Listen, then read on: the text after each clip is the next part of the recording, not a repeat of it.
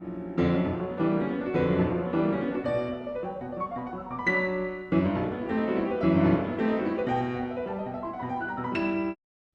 evening, comrades. Apologies for the delayed video, but I've decided to pick up more overtime at my day job.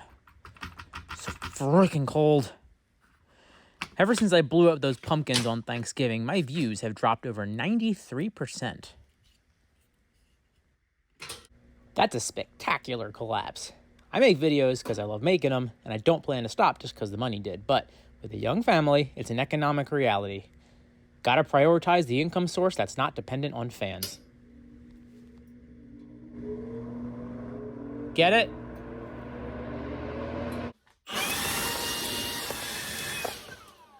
As long as I have goals and ambitions, I'll have videos to make. Here's one now. Like many of you, I was an impressionable young man. I learned a lot of what I don't know about women from media.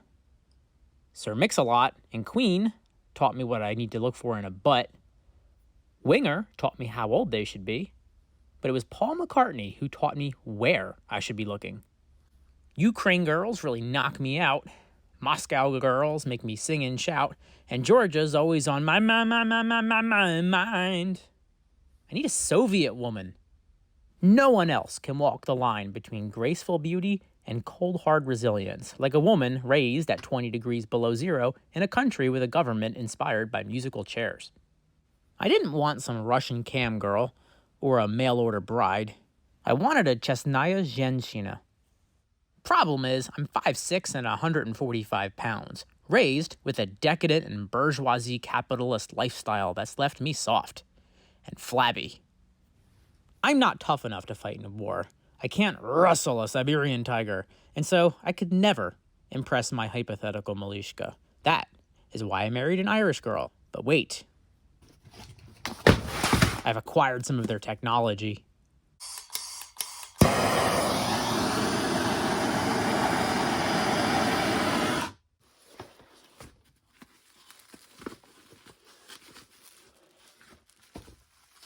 No interesting, quirky packing material today. This guy must have known I bought this for serious business.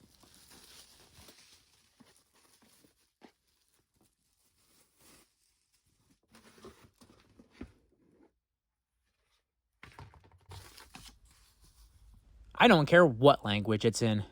I am not reading this. It smells like melted Crayola crayons and wet cigars.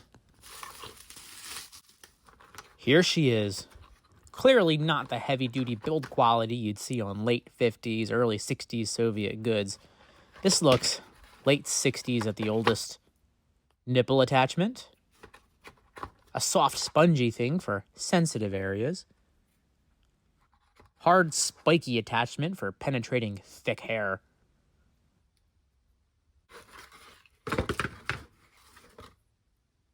No clue what this is for. Maybe we'll figure it out organically. I think you can probably guess what this is for. Am I right, ladies?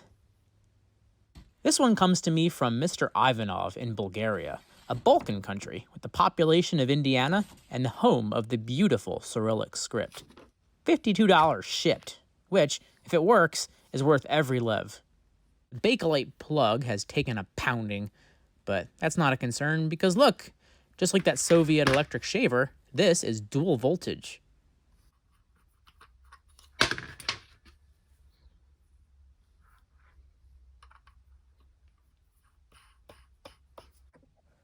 The thread size is M4 by 0.7 female, if you feel the need to machine your own attachments for your own nefarious purposes.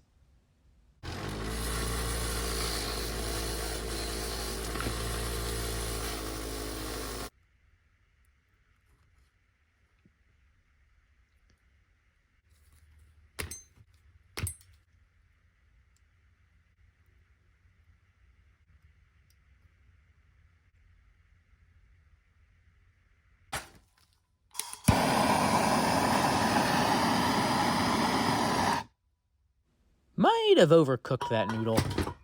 The closest tool is not always the best tool, but it is the one I always go for. Nothing. the voltage selector switch. It has no detent or stop. You line up the slot on the screw with the number on the handle and hope for the best. Still nothing. Maybe it's got two switches. This feels like the power volume knob on the radio in my 61 Chrysler.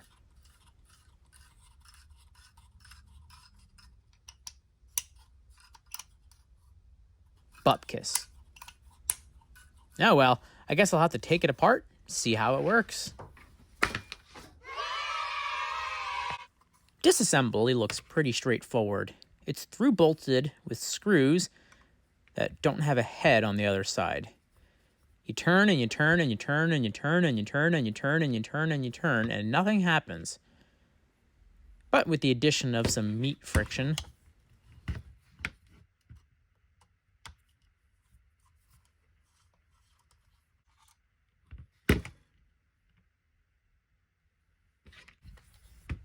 I imagine these screws go straight through into the motor.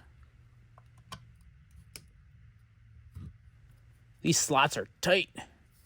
It's always tight slots with these Russians. Torx wasn't invented yet, and they were too smart to fall for Phillips, unlike that bastard Henry Ford.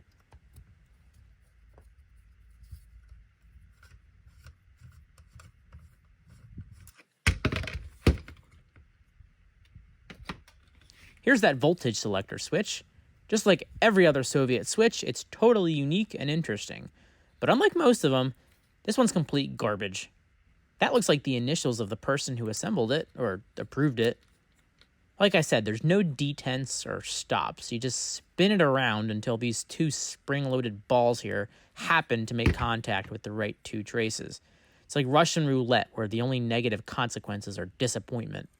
Spring washer to maintain contact. You know what this reminds me of?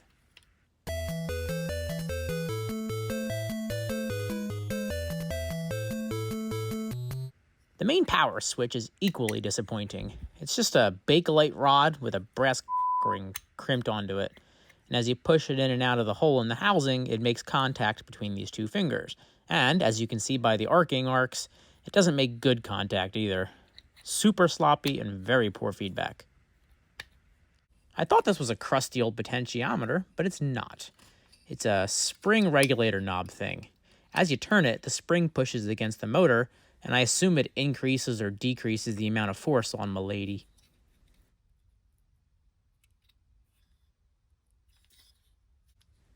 There's a vaguely six-sided nut that clamps down and keeps the threaded metal insert from backing out all the way.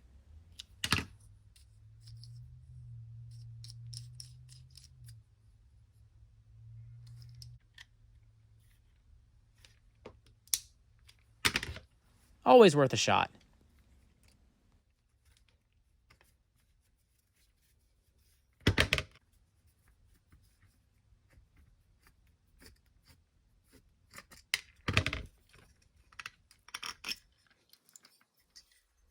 I have never seen a motor like this. It's definitely Soviet, but not quite graceful enough to be Russian. Kazakhstan, maybe?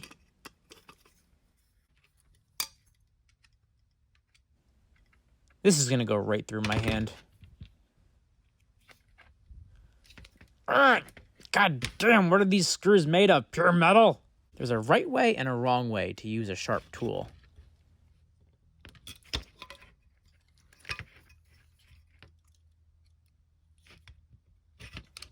I give up. Going to the universal screwdriver. Vice Grip Garage is probably my favorite YouTube channel of all time, but if I have one complaint, not enough vice grips. That gum.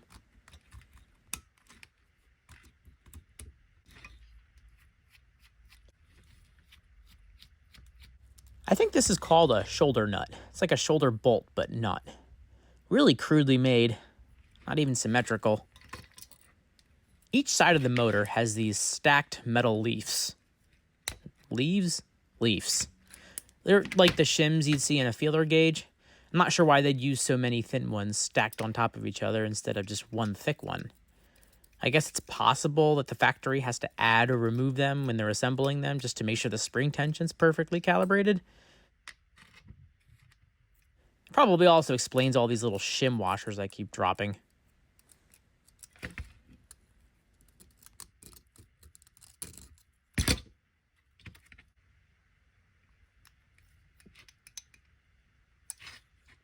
Ah, gotta get the other side too.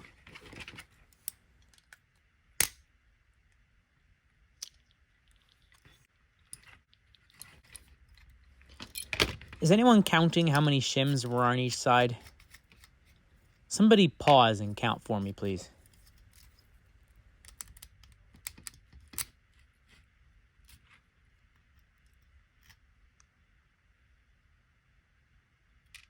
Oh, it's not a motor at all. You'll have to forgive me. I've never actually seen an electric motor before. This is just a big dumb coil. It's an electromagnet. Basically, it just pulls on this plunger, and because it's running on AC, it energizes and de-energizes 50 times per second, or here in the land of Coke and freedom, 60 times per second. What a crude instrument. One functional part. Jack-in-the-box switches even Harbor Freight would reject. And if I can finish this video without breaking one of these tiny wires, I'll buy a lottery ticket. So I'm assuming juice comes in here on this red wire to this copper pad here, as well as this pad right here.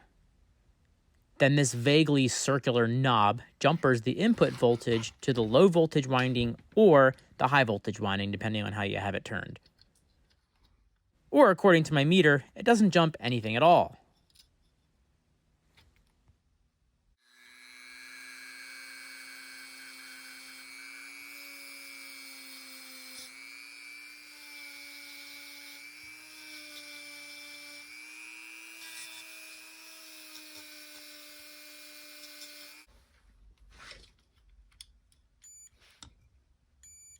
There we go. Quadrant 1 to quadrant 3 looks like 220, so I think I need to do quadrant 2 to quadrant 4. I don't know.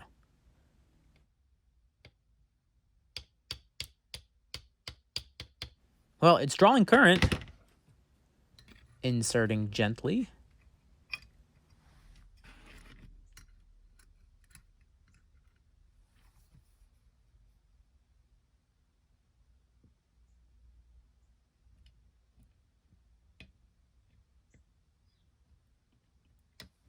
Maybe the magnetic field doesn't extend out that far. In reality, it shouldn't matter which voltage mode I'm in. The power of the magnet is determined by the amount of current flowing through it, and the amount of current flowing through it is determined by the resistance of the winding. So it should just draw extra current, and since this little thing is nowhere close to tripping a breaker, it should still work. Interestingly, none of my metric wrenches fit, but 9/32 fits like a glove. A secret inch supporter working behind the Iron Curtain, perhaps? Or just sloppy manufacturing tolerances? You decide.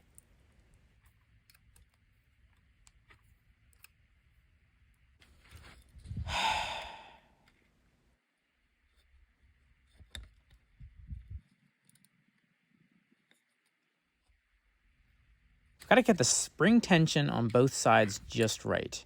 And since none of you wrote down how many shims were on each side like I asked you to, I'm gonna just have to use trial and error. Just like the person who drilled out these shims.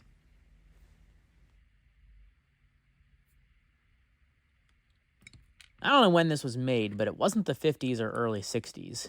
I've never seen such a decline in quality over 20 years as I do with Soviet goods. The early stuff is absolutely gorgeous, truly an equal to capitalist manufacturing.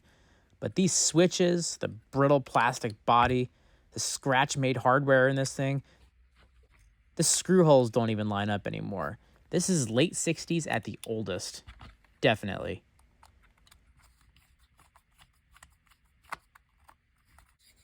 I had it back together, but I couldn't get any power to the coil. The voltage selector switch thing seems to prefer needle nose pliers to the supplied jumper thingamabob anyway.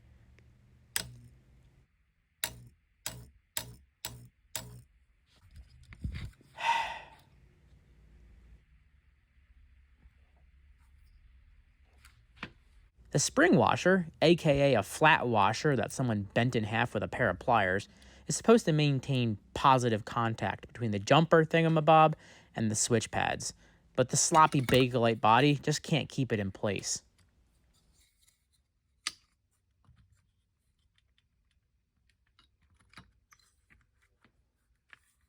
It feels warped.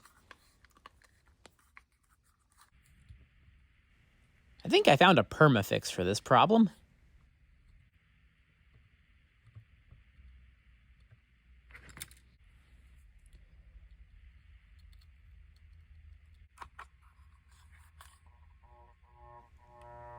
I think my spring tension needs to be fine-tuned.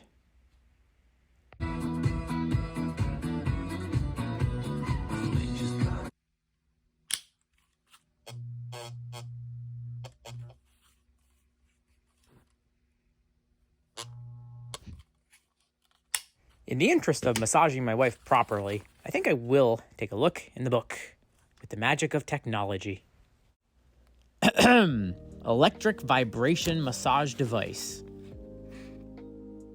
From the Moscow City Executive Committee, Management of Metalworking Industry, Household Electrical Appliances and Wires Factory. Here we go, 1967.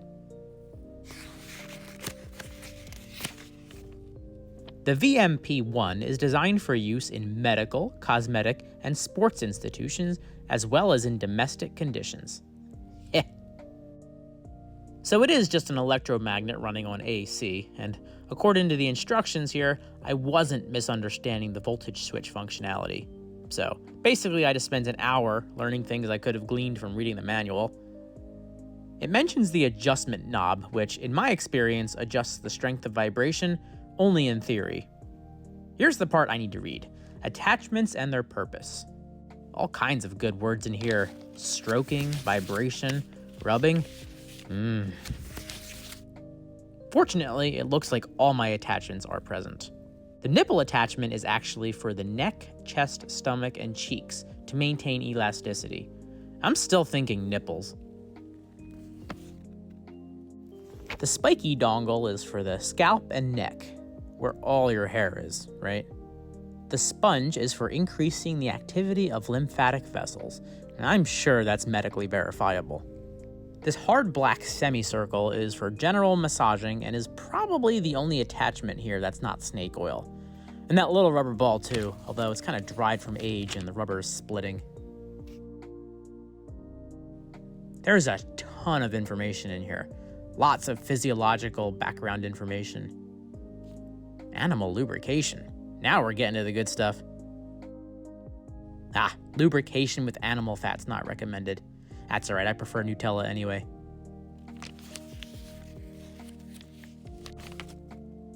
More massage instructions. And this says if you use it for more than 20 minutes, it'll overheat. Now that's really cool. They included a picture of the guts. You'll never see that on your American, made in China, massaging gadgets. Do not use the device as a hammer. How about as a sickle? Oh, neato, the actual schematic. It's quite simple. The voltage switch works just like we thought, but there's two separate windings. I bet the high voltage winding gives her some extra gumption. Unfortunately, I don't have any 240 in my bedroom. A warranty. I'm not super familiar with the consumer side of Soviet goods, but I'm curious how hard it was to actually make a warranty claim. Or if they just laugh at you and send you a new one in 6 to 8 years. Full list of technical specs. Totally pointless on American stuff because we just throw everything out when it breaks, so there's no need to know this information. Some quality assurance checks, and a build date of 1972. Overall, the massager gets a C- in quality, but the manual here gets an A+.